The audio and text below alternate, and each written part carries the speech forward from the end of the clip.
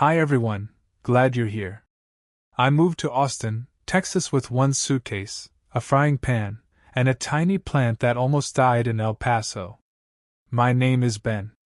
I'm 26, and for a long time I told people I was thinking about a big change. Then one Tuesday morning in Ohio, I looked at my bedroom walls and felt like they were a little too familiar, like a song I loved but had played 1,000 times. I bought a bus ticket before I could change my mind. I called my mom, I packed light, and I promised my neighbor I'd forward his mail for a month.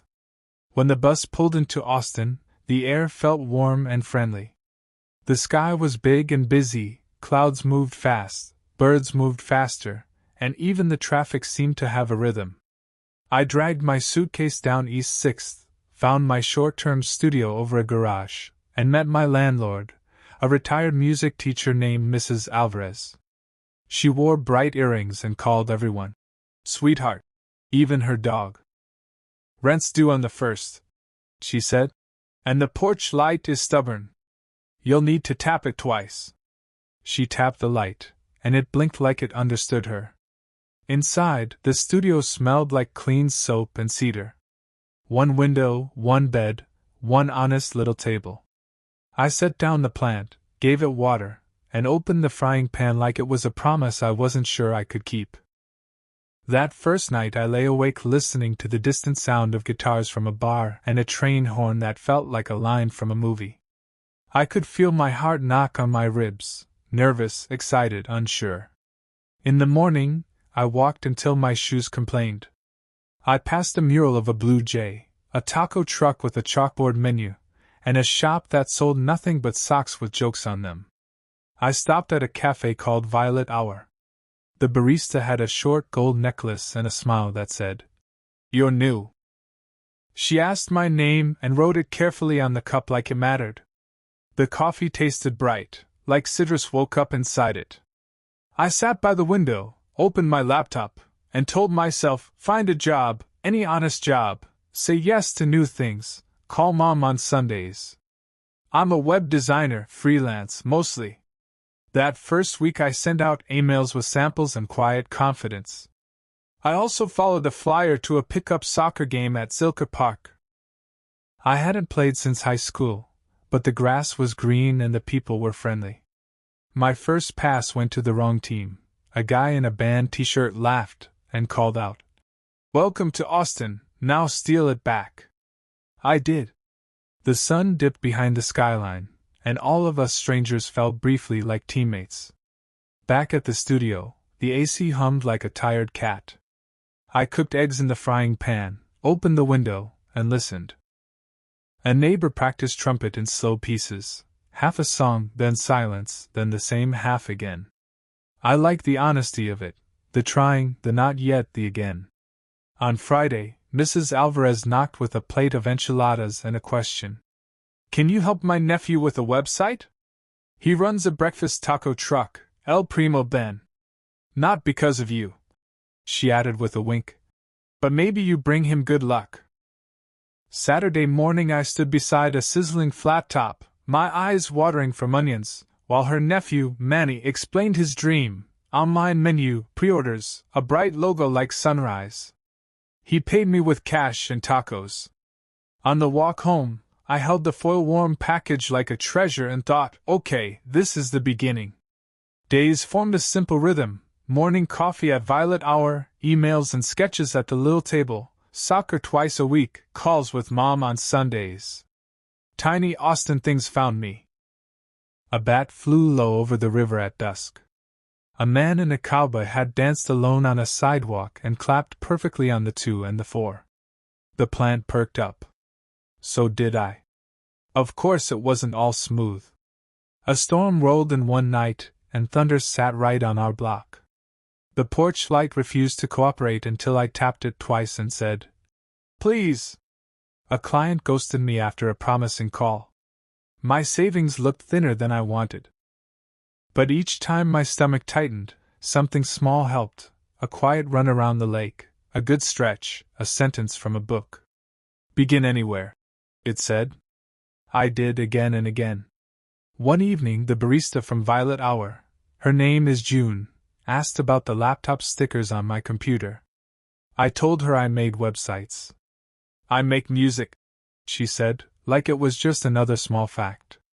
Sometimes I need a site too. We traded numbers the way people do now, quick, almost casual. I walked home smiling at nothing. I'm not sure why, maybe because the world felt a little open, like a door you didn't know was unlocked. I woke early on a Wednesday to the smell of rain that hadn't fallen yet. The sky was a pale gray bowl, and the air felt soft on my skin. I brewed coffee and stood barefoot by the window. Trucks moved down the wet street. The trumpet next door tried a new note and almost nailed it. I sent Manny the first draft for his taco site. Sunny colors, clean photos, a button that said, "Hungry now? Order ahead." He called me 5 minutes later, talking fast. "Looks like a sunrise, man. Can we put my grandma's salsa on the homepage?" We could, and we did. Work built slowly, the way plants grow when you're not watching. A yoga studio needed a simple page. A friend of June's needed a small portfolio. None of it was fancy, but each job brought another. I said thank you a lot out loud, even when no one was there. Money stayed tight. I learned the price of tortillas at 3 different stores. I took the bus when I could, and I kept a list of free places to be: the library's quiet corners, the park under the pecan trees, the music nights where you could stand at the back and still hear everything. In the afternoons I walked to Barton Springs and sat on the edge while brave people jumped in. My feet loved the cold shock. My brain loved the little reset it gave me. June invited me to an open mic. "You don't have to perform," she said. "Just be there." The room was small and kind. A woman read a poem about a lost umbrella. A guy told a story about his dad teaching him to fix a sink with the wrong tool. When June sang, the place went quiet in that lovely way that means a moment is landing. After, I handed her a sticker I had made with her initials, a tiny gift, and she laughed and stuck it on her guitar case like it was already part of her life. At Manny's truck I learned to hand out orders when the line got wild. I learned how to smile at someone who hasn't had coffee yet. I learned that "no onions" is never a small detail. One morning we ran out of napkins, and the line didn't riot. They just started handing each other paper towels like neighbors. Manny said, "See? Austin." Heat arrived with a real attitude. My first Texas July felt like walking through a hot whisper that kept saying, "You sure, buddy?" I bought a cheap fan and filled the freezer with ice trays. I worked early, then stopped for the scorching hours, then worked again when the sun remembered its manners. In the middle of one long afternoon, the AC wheezed and died. I sat on the floor and pressed a cold spoon to my forehead. It didn't fix anything, but it made me laugh. Mrs. Alvarez knocked with a toolbox and a pitcher of something that tasted like lime and kindness. "Tap the thermostat twice," she said, "and promise it a raise."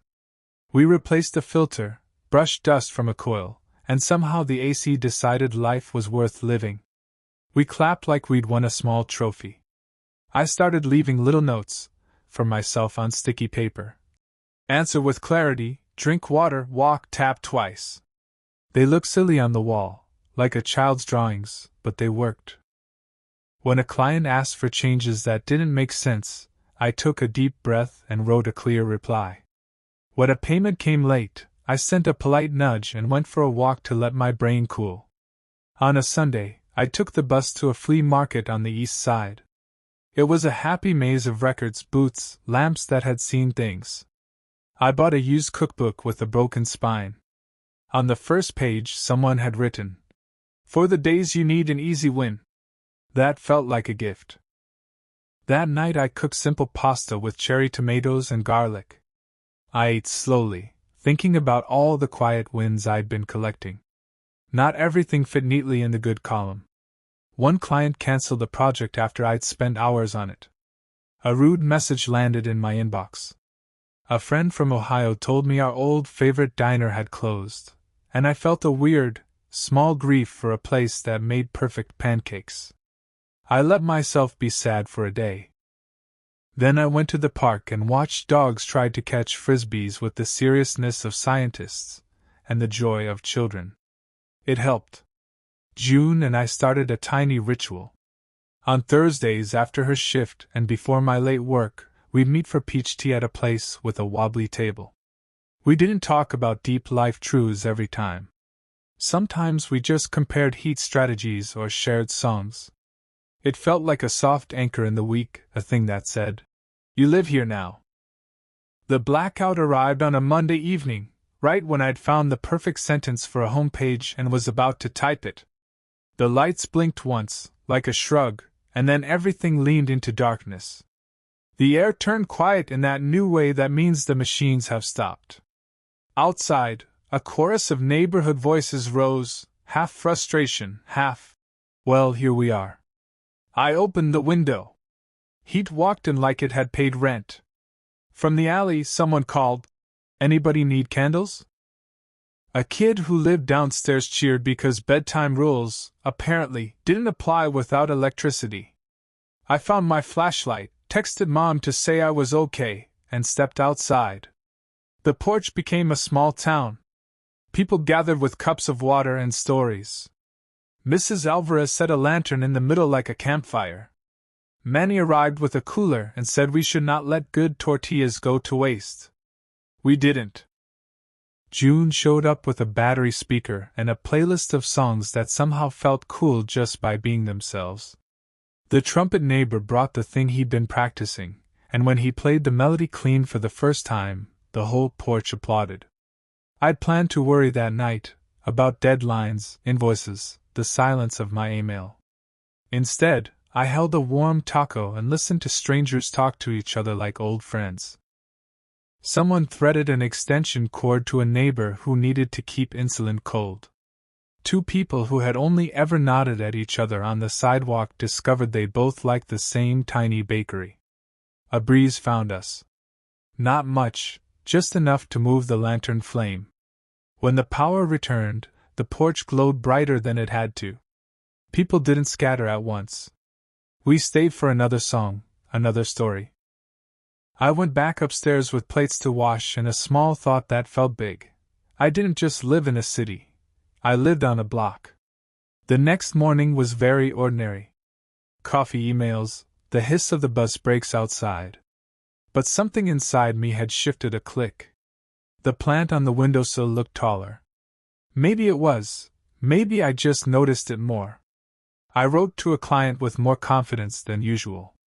I answered slowly, clearly. I didn't try to sound bigger than I was.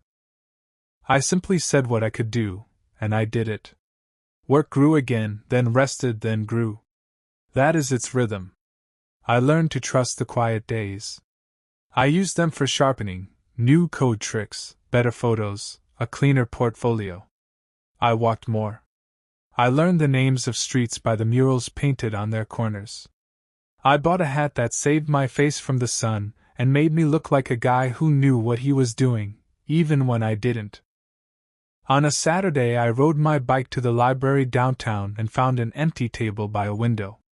I wrote for an hour just for myself, nothing to ship, no one to impress.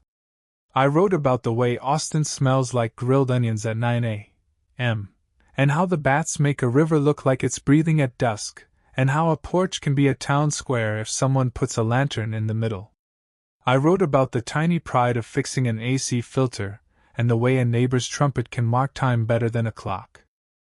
When I finished, my hands felt steady and my shoulders felt lighter. June's site went live the next week. She sent me a voice message that started with a little scream and ended with laughter. Manny's pre-orders doubled. Mrs. Alvarez baked me a pie. For services to hungry people. I carried it home like a championship trophy and ate a slice standing up, which is exactly how a proud person eats pie when the table is covered in sticky notes and ideas. One evening, I video called my mom while the sky behind me turned the color of peaches. She asked if I was eating enough and if I'd found a dentist yet. I told her the truth, yes to the first, not yet to the second. She said Dad wanted to visit when the heat calmed down. I said I'd take them to the taco truck, the spring, the porch. She laughed and said, I like how you say the porch like it's a landmark. I told her it kind of is. Later that night, I stood at the window and tried to measure the distance between who I was when I arrived and who I was now. It's hard to measure from the inside. But I could feel it. I was less afraid of small problems. I was better at asking for help. I said hello first, most of the time. I tapped stubborn things twice. Lights, switches, thermostats, my own doubt, and then I moved forward. If you opened my fridge today, you'd see eggs, cold brew, tortillas, limes, and the last slice of pie. On my wall, you'd see fewer sticky notes, and one new one that says, Begin Anywhere, in neat blue ink. On my calendar, you'd see Thursdays circled for peach tea. On my street, you'd see people who now wave when I pass. Some nights I still hear the train and think about Ohio.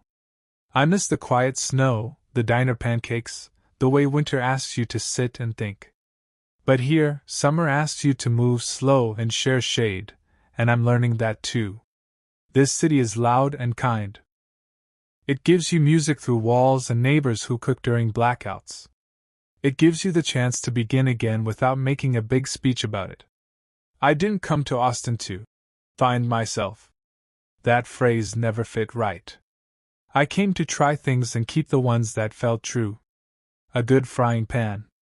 A porch with people on it.